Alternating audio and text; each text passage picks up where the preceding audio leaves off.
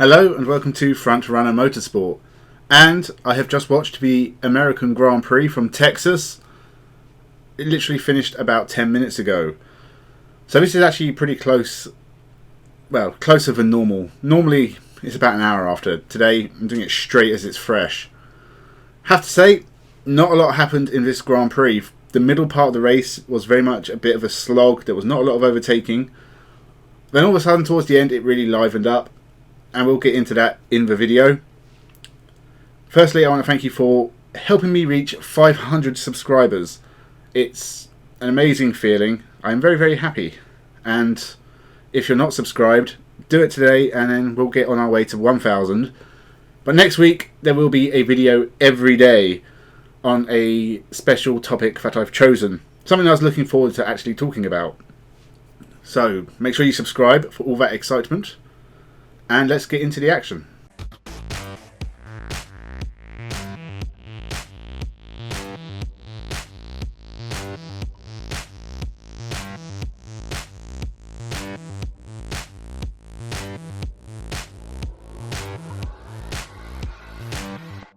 Welcome to Frontrunner Motorsport. So, like pretty much every race this season, this was all about Hamilton and Verstappen. I didn't actually watch qualifying. I have not had time. This was really the first chance I've had to sit down and do anything.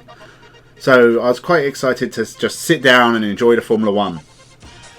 And Verstappen on pole, Hamilton second. Hamilton got the better start, got ahead, and it took until the pit stops for Verstappen do the undercut, got ahead. Pretty much the story of the race at that point. Really, after the first couple of laps, up to around lap 36, there wasn't a whole lot going on.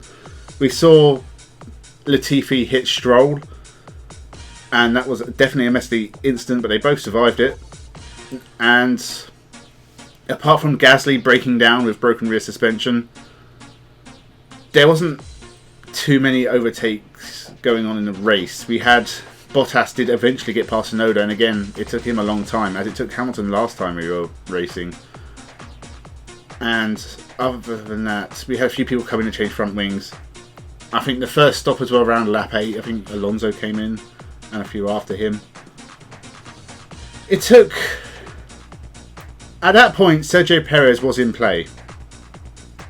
And he's definitely having a better second half of the season compared to the first. Even though he won in Azerbaijan, it took two cars sort of taking themselves out of that race.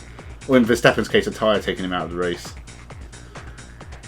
He's definitely driving more consistently, he qualified better. So I think he is in a better place, and that will help Red Bull towards the end of the year. But he couldn't keep up with Verstappen and Hamilton. They got well clear of him. That took him out of play. And it was just a case of, after the second stops, could Verstappen hang on? Hamilton was closing... It seemed pretty quickly. It was around half a second a lap, I think it would average out to. But as he got closer and closer, Verstappen sort of just managed to keep it over a second, keep Hamilton out of DRS range, and he took the victory. It was a very mature drive from him. It was a very good performance the whole race. I think Hamilton can be disappointed because I think the Mercedes was definitely quicker than the Red Bull here, and we're going into races where traditionally Red Bull have an advantage over them. So I think this will be another big hit to their championship. I think they've had a few of those over the last few races. And, you know, Verstappen, he's increased his lead. It's still only 12 points, but that's a little bit of a buffer. He can afford to finish second once or twice now. Which, you know, that's a big deal in the championship. Especially as you go into the last two races. If you have a 12-point gap, if you can maintain that into the last race, and all you have to do is finish second to Hamilton, and no one else in the field can really touch you, that will be handy. But whilst the end of this race was very, very exciting, it is kind of a problem with Formula 1 where we had Verstappen and Hamilton fighting it out, but Perez was over 40 seconds behind them. That's a big gap to the rest of the field. Two cars should not have that advantage, and yet we tend to see it quite often. When those two get out in front, they tend to be gone from everyone else. I said Sergio Perez put in a good drive, but he still wasn't on Verstappen or Hamilton's level. 40 seconds is almost an age in motorsport. So outside the top two, or top 3, because we talked about Perez as well. It was a good drive from Perez, and obviously he finished ahead of Bottas, which is a big deal in their fight for 3rd. He has closed that gap up, and he's also closed right up to Norris. He might have actually jumped Norris. I think he has jumped Norris, but I think it's close. Behind those 3, we had Charles Leclerc in 4th, who put in another fantastic performance. Again, he is one of the better drivers this year, and he's doing his job very, very quietly. He wasn't that far behind Perez, and Ferrari, I think, have definitely improved. So it'll be interesting to see what they can do next year. Bottas did manage to get back up to 6th. Oh, I've forgotten Ricciardo. Ricciardo did a very good job as well. He managed to hold off Sainz at the beginning. Again, he had a quiet race. I think he was being challenged by Sainz towards the end. Managed to keep ahead of him and stay ahead of Bottas. Bottas, he started 9th because of an engine change. He only climbed to 6th.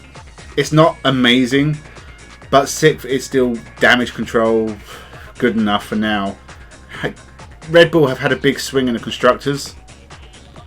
So it was vital that Lewis Hamilton got fastest lap and Bottas made up as many places as he could. But I think Red Bull scored 40 points to Mercedes scoring 19 for Hamilton. I forget the numbers in this one. 10, about 8. So 27 to Mercedes. They had a 36 point gap. It will have closed it up. And if, as I said, if it's a Red Bull advantage at the next 2 tracks, as we go into the last few races, it should be very close. As long as nothing else happens. Overall, I think Bottas again has improved since he's been announced at Alfa Romeo. Maybe it is the pressure being taken off his shoulders. He knows he's not going to make Mercedes after this year and he can just do his job. But again, it's a bit of a gap to Perez in points. So again, that closes us up as we go into the final few races. And I think that's where the Constructors' title will be decided. I think Hamilton and Verstappen will be very close on points towards year's end. And it's going to be if Bottas can stay ahead of Perez, or if Perez can close that gap up as well. It's going to be very, very tight, I think. Behind those 6 drivers, you kind of have the rest of the field. Sainz, I think he could be a little bit disappointed. He seemed to lack a little bit of pace. But he did manage to keep ahead of Norris. I don't know if he's getting a penalty or not, because I think he was supposed to give the place back to Norris. There was a bit of a dodgy overtake at the start. He sort of maintained the place whilst being off the track. If he's allowed to keep his place ahead of Norris, it helps Ferrari, because obviously those 2 in the Constructors, it's very, very tight. And Ferrari did get the upper hand today. Norris in 8th, you know, his fight for 3rd in the championship, I think, is fading. I think he's going to have to settle for 5th. I think he has a fair lead over Leclerc. So he should be able to hang on unless he gets a couple of really bad results whilst Leclerc keeps scoring. We'll have to see on that one as well. That could be quite tight at the end of the year and very exciting. Tsunoda and Vettel rounded out the points. Great drive for Tsunoda. He's had a difficult year. This was sort of perfect. He held up Bottas for a while, which I don't think was to his benefit. And he maintained, you know, he scores a few points. It'll help AlphaTauri in the championship, because obviously they're in a fight with Aston Martin and Alpine as well. And with Gasly not scoring, you know, it's good for him. Vettel scoring a point. He did well towards the end. And in his personal fight with Stroll in the championship, I think he's quite a few points ahead of Stroll now, which should be disappointing for the Canadian. Outside the points, we had Giovinazzi, who had a good race. He had a couple of good battles with Alonso, but I don't think it's going to be enough to save his seat. Stroll did well to recover from spinning at the start, but again, I don't think we really saw much of him. Raikkonen had a spin towards the end. It wasn't a good race for him. He's another one who had contact with Alonso. He lost a few parts. Russell, Latifi, pretty anonymous, and Haas drivers, just forget about them. Alpine will be disappointed that both cars broke down, both with issues at the back end of the car. If that's a problem with fragility and this was a bumpy track, maybe it's just take your loss and move on. But I think in the Constructors, I think it is pretty tight around them and AlphaTauri and Aston Martin. So I think that is a big hit for them. Overall, this wasn't a superb race, but the ending of it was exciting. I think Verstappen clung on by the tiniest of margins. I think it does come down to strategy, and Red Bull did time everything perfectly for Verstappen today. But he did a fantastic job to hang on, not make any mistakes, didn't let the pressure get to him. The title race is still very, very tight. At this point, I would think I'm going for Verstappen to beat Hamilton and it being a big shock. One of the things I would say is Verstappen, when he came out of the pits ahead of Hamilton after the first pit stop, there was a massive cheer from the crowd. Doesn't really match what you see on the internet. On Twitter and on the YouTube comments, most support seems to go to Lewis Hamilton, but in real life it does seem to be Max Verstappen is the driver of the people, which is very, very interesting. They're not necessarily the same audience. And America, Texas, had a massive crowd of 400,000 people, which is pretty impressive. And they made a lot of noise. I think this is one of the few races this year where crowd noise has been noticeable. I think the other one was Zolder. Zolder was very loud, but obviously that is Verstappen's home country. And Silverstone is always loud. So we got 5 races left, which I believe is Mexico, Brazil, Qatar, Abu Dhabi and Saudi Arabia. It's going to be very, very interesting to see what goes down, so make sure you subscribe because I will be covering all of it. Leave your thoughts down in the comments below. Leave a like and a share. Thank you for watching and have a good one.